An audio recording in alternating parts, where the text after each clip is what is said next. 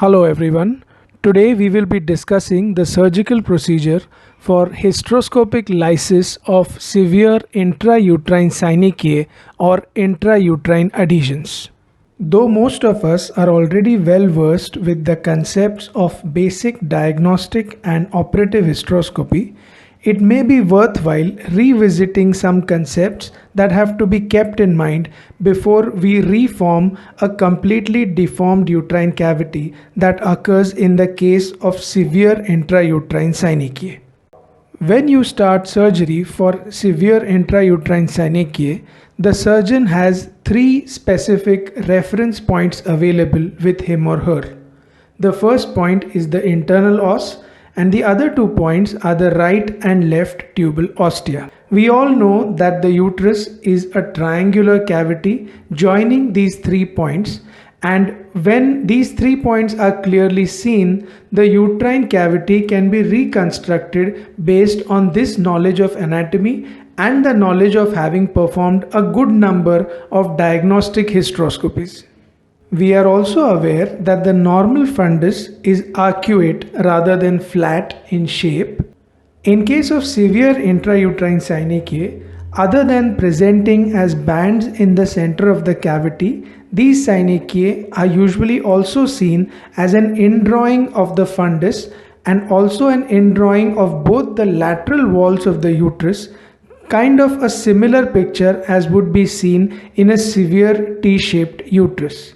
The end point of this surgery therefore would be to try and visualize both the uterine ostia, both the tubal ostia in one single view from the level of the internal os to make sure that both the side walls have been adequately cut and to make sure that there is one single straight line that extends between the two tubal ostia at the fundus to ensure that a flat fundus has been achieved, thereby recreating the triangular uterine cavity.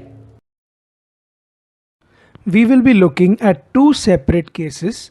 This first case is a 30-year-old nulliparous lady who has had surgical termination of pregnancy by suction evacuation done twice before, and her chief complaints were hypomenorrhea. This is the ultrasound image that shows a thin endometrial lining and an irregularity of the endometrium both at the fundus and in the mid segment of the uterus. For this surgery, we are using a 2.9 mm telescope with a Karl Storz Betocchi type of sheath, and the procedure is being performed under general anesthesia. We may also perform this procedure as an office procedure, although in case of extreme synechia, we may not be able to do a complete job. Yes, with the 1.9 mm telescope and its assembly, one may be able to perform an office hysteroscopy even in the most difficult settings. So as the telescope enters, one can see that a tunnel-like cavity is seen, almost as if the internal os were still to be breached. However, as the telescope is moved back and forth, it can be seen that we have already gone past the level of the internal os.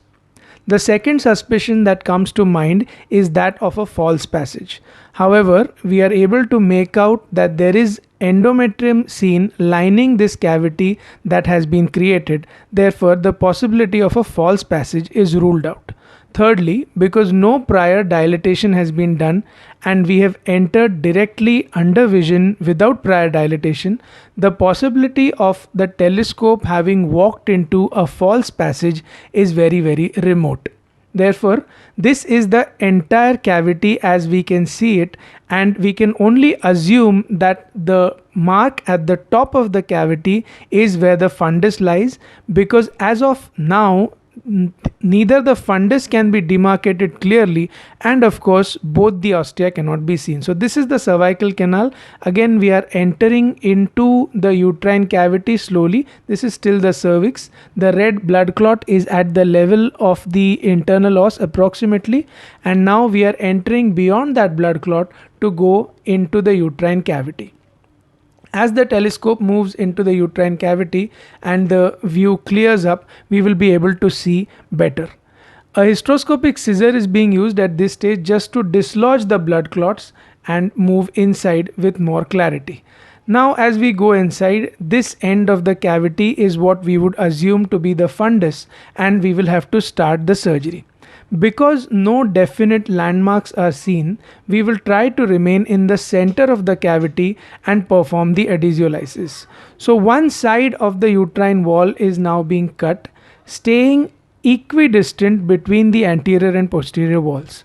Again, because no ostium is seen, we are not sure of how deep we are supposed to cut. The only marker that is available to us at this stage is the fundus, or the area which we assume to be the fundus at this stage. So we are using that area as a marker, and we are gradually cutting, staying in between the anterior and posterior walls. The scissor is gently opened up to allow more saline under pressure to gush in, and this saline which gushes inside opens up the uterine cavity and shows us spaces which were not earlier visible to us. This also decreases the chances of going into the wrong plane.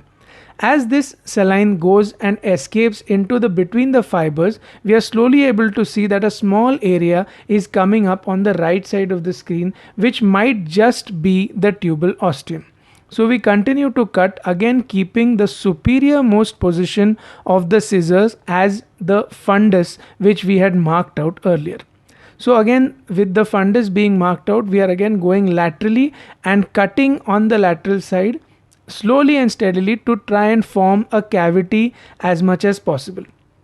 This is again similar to the lateral metroplasty that we perform, in which the fixed blade of the scissor is inserted into the uterus and the moving blade cuts over it so as to make small gentle cuts and open up the cavity bit by bit. So as we are cutting more and more, we find that the cavity starts getting formed, and a small area is now visualized on the right side, which is probably the location of the patient's left tubal ostium. These synechia overlying this part are again cut, and we deepen the incision a little further. Again, remember that because the ostia are not seen, we are trying to recreate the triangle purely based on what we had seen earlier. There, what we can see now is the definitive position of the left tubal ostium. With this information in mind, there is much more that can be done, because now I am sure of one of the 2 points, which is the left tubal ostium, and at the same area or at the same level I can be sure that there will be the fundus. So among the 3 points that we discussed earlier, I now know the location of the internal os, and I know the location of the left tubal ostium.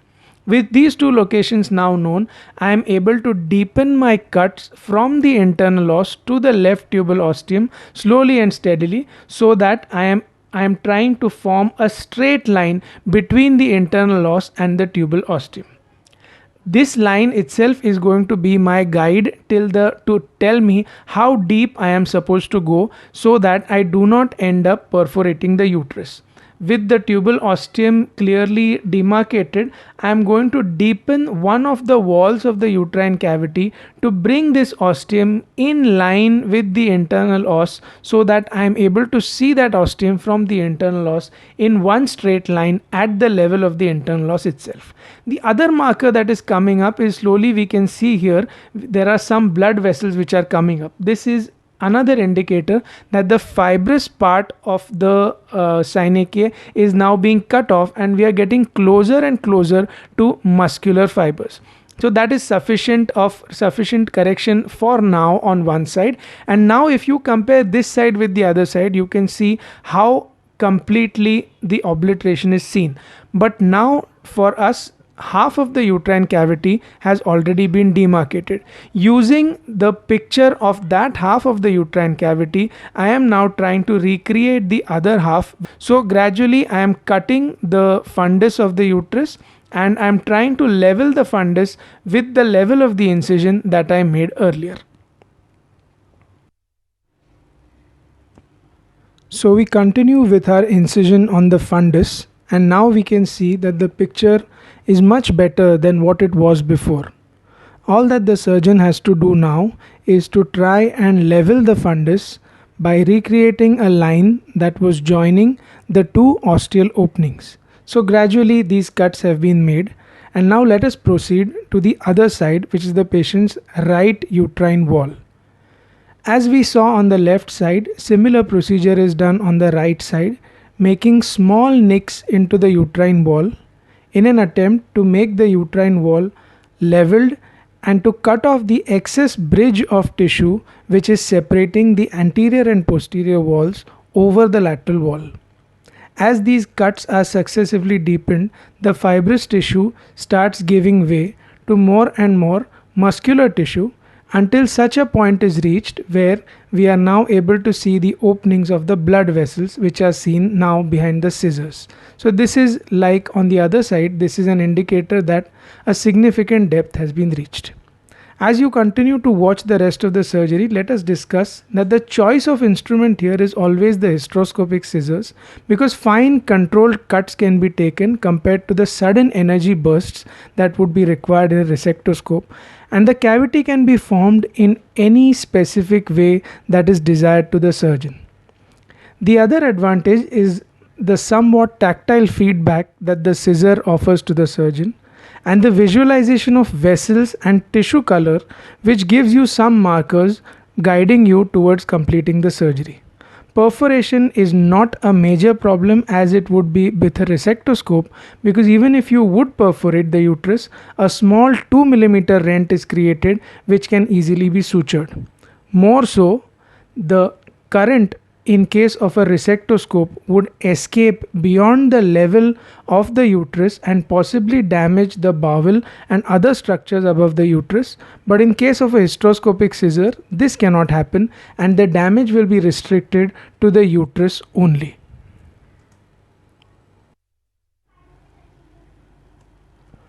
With the right and left uterine wall having been cut, the fundal trimming is now what remains to reform the cavity back to its original shape. It may be noted that small gentle cuts are made on the fundus rather than bold large cuts in an attempt to avoid perforation.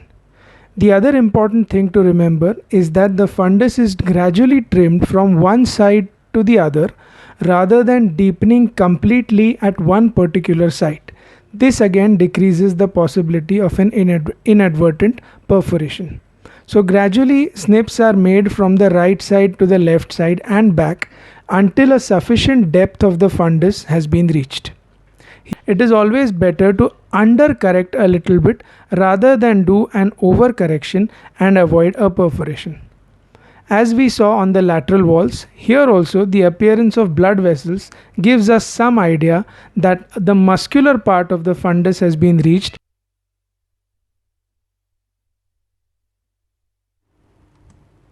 A few more things that need to be remembered at this stage is that one must have a good distension apparatus like a good hysteromat or even a Medex pressure bag in order to distend the uterus optimally.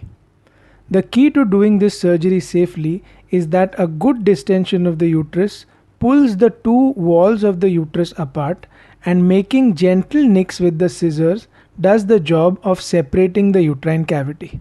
Also, a good sharp hysteroscopic scissors is vital. Here we are using an Indian brand of hysteroscopic scissors which does the job quite well and is able to give fine cuts to trim the cavity into the shape that we desire to achieve. Now one can appreciate that from the level of the internal os, one ostium is seen, the other ostium is seen, and one can also see the blood vessels pulsating on both lateral walls and at the fundus. We do try to assess the vascularity by reducing the distension pressure just a little bit, and after reduction of the distension pressure, some blood vessels are seen to open up, which is a good sign and which also suggests that probably the estrogen therapy that is given post-operatively will actually be able to reach up till here and cause endometrial growth in the parts that we have cleared up. So this is the final picture. Both the ostia are seen from the internal os, and that is the end of the surgery.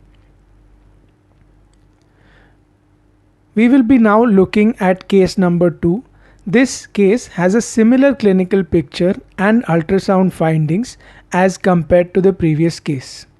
We are going through the cervical canal, at the level of the internal os and trying to find exactly where the internal os is before we can proceed with the rest of the surgery.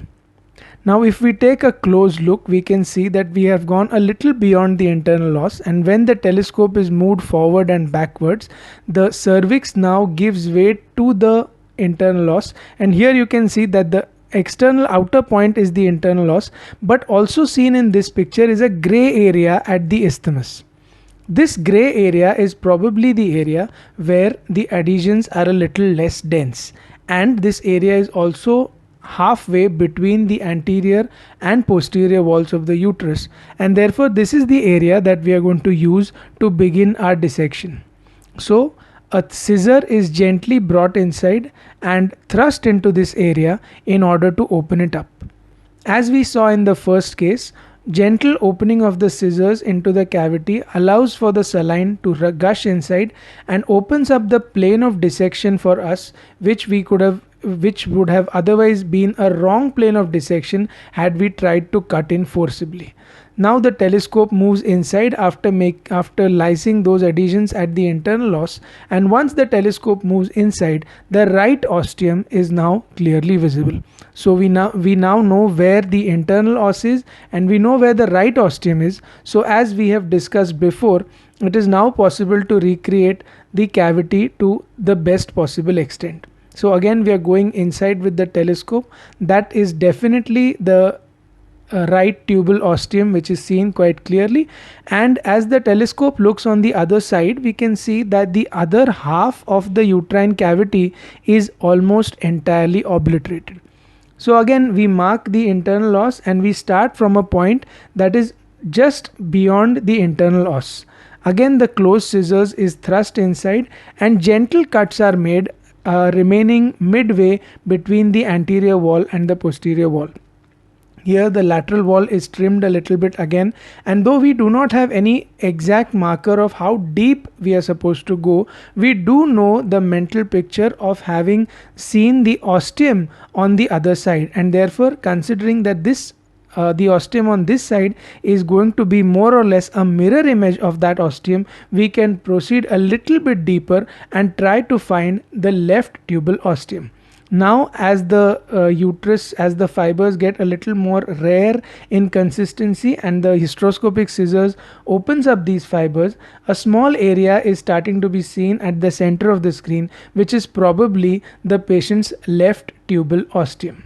As after these fibers are cut, we can now clearly see that the left tubal ostium has come into view, and there the left tubal ostium is now visible beyond the synechiae.